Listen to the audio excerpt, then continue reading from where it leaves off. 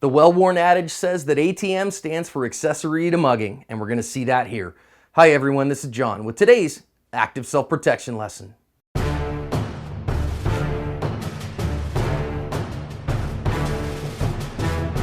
Today's lesson comes to us from Brazil, and it shows an ATM mugging that's going to go very wrong for the mugger.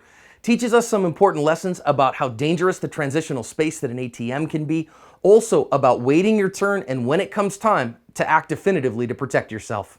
The guy in the blue shirt is a military police officer, and the guy in the black shirt has just announced an armed robbery. He's just told him what's up, and you see him kind of pulling at his waist, and this is pretty common in South America. He shows him that he's got a gun, and then he puts it away, and then you notice that our military police officer's like, okay, man, I don't want any problems. So now the guy's just kind of waiting around, and he's told the guy to get some money out. Now, this military police officer also is in the Army Reserves. You can go read about it. There's a news story in the description. You'll need Google Translate to translate it. And he's going to wait around here, and our good guy is going to wait his turn. He's armed as well and has a handgun appendix. And so we're going to see here him really take his time. He drops something there, and the armed robber picks it up, and he's just waiting for the guy to be distracted. Remember, in an armed robbery, you got to wait your turn. You have to wait for your opportunity. He does that here when this guy walks in, and the armed robber decides to look cool, pulls his gun, tells him to drop it, but the guy doesn't, reaches for his gun, and the officer shoots him 6 times if you go read the news story. See it from the other angle here when he finally is time to go. We're going to see the guy with the helmet on is going to walk in. He's not a bad guy in this instance, and another woman walks in. Now the gun comes out, and the shots go off, and the woman runs off, and this one's over that fast. Want to learn a couple lessons from this one. There's a couple of big ones.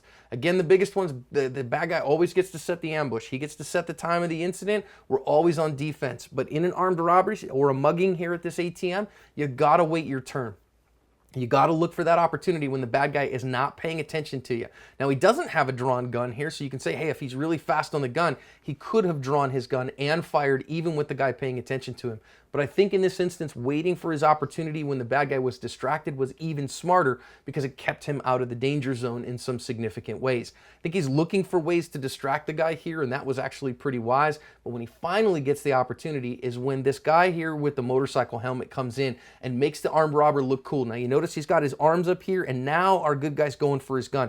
Notice him looking over. He's kind of keeping an eye on that guy to see if he's paying attention to him while he goes and gets his gun. Harder to obscure your draw if you're going to carry from appendix. It's one of the downsides of appendix. But now the gun starts coming out. And when we talk about using your firearm, there's a reason we talk about using it from a high compressed ready, because what we're going to see here is that he could have hit that guy from a high compressed ready, but he presses the gun out. And because he does, the bad guy's able to get his hand on the gun, which is very, very dangerous for our self-defender. Thankfully, he didn't take the gun away from him, but that's why we tell people to keep that gun back, to keep it close to you when you're within 2 arms length of an attacker, because there's a second time that he's able to get his hands on him, and thankfully our good guy is able to maintain control of the gun. But you got to keep yourself together and recognize, hey, I want to pull that gun close. When it comes time to shoot, you got to put him on target. He did a fantastic job there. One last thing that I want to notice is that our guy with the helmet on, you know, we see a lot of times those guys are the bad guys, not in this case. But this woman who comes in, she starts seeing something's wrong, and notice that as second she did that, she decided to get the heck out of there. She didn't stay in the danger zone. I think that was a really good thing for her. It wasn't her conflict. She just got the heck out of there.